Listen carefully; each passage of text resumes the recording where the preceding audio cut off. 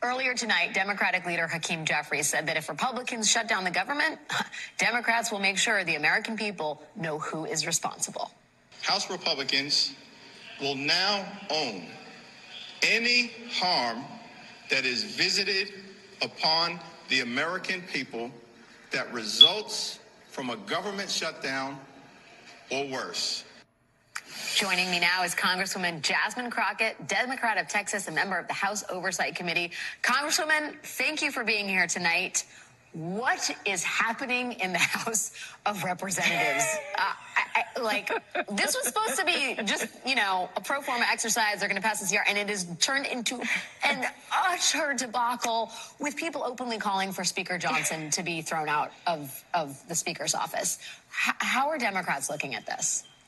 Listen, we're looking at this like this is their problem.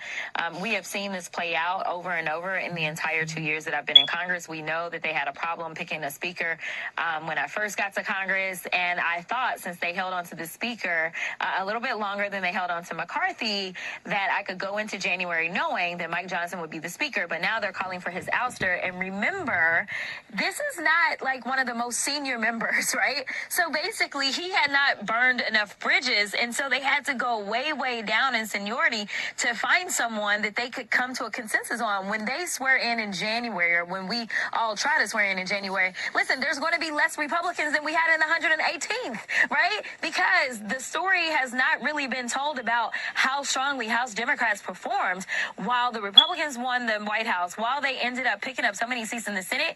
You know who lost seats? The House, right? Now, should we have a Speaker Jeffries? Absolutely. If North Carolina didn't cheat and take away our seats, we would have a Speaker Jeffries, and we would not be in this situation. But here's the deal. There is no fixing this without the Democrats. We have seen this over and over, and I'm just going to sit back and sip my tea and wait on them to figure it out. Or maybe sip something stronger. I'm just saying it.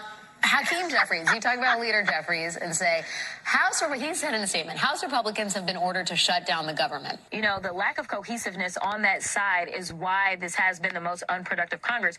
People all over X and everything is like, well, they don't deserve anything. They're so unproductive. Let me tell you, the people that y'all keep putting in charge are the reason that we are unproductive, because they don't understand how to govern. And honestly, they don't even have a will to govern. And the fact that they are allowing somebody who basically is a shadow president to come out and tell them what to do, including Donald Trump, because listen, we know that Elon, as they have touted about how they need to get rid of the immigrants, let me be clear, Elon cannot become president of the United States because he is an immigrant who has gained U.S. citizenship later on in life. So he's not qualified to be, or he's not allowed to be under our Constitution. So instead, he decided that he was going to buy a president, and right now he is pulling all the strings on Trump. But I think that it's funny that they want to talk about money and talk about what we're spending it on, but I've yet to hear that him or Vivek or any of them is going to say, you know what, we know that it would be a conflict of interest if we continue to take the millions and millions of dollars from the federal government that we normally receive. So we are not going to do that while also making decisions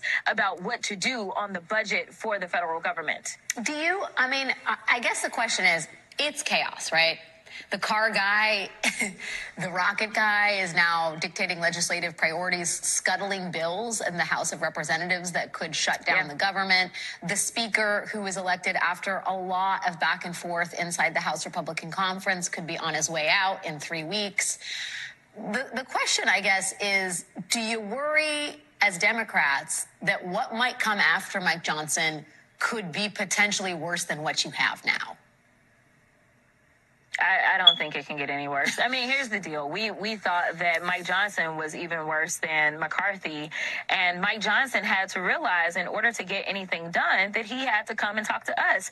Listen, if they want to be successful, then all they've got to do is come together as a caucus. But the reality is that you've got bomb throwers. You don't have a unified caucus, and they are going to have a one-seat majority. What does that mean? Ultimately, they're going to have 217 people, while we have 215 on the Democratic side. That means they lose one vote. If one person, because you have to have a majority, if it's 216 to 216, it fails. Let me tell you, this quote-unquote mandate that MAGA thinks exists, it ain't going nowhere, right? Because they literally can't do the basics. We have passed the least amount of bills in this Congress because of the Republicans. And let me remind you, because you brought up the debt ceiling.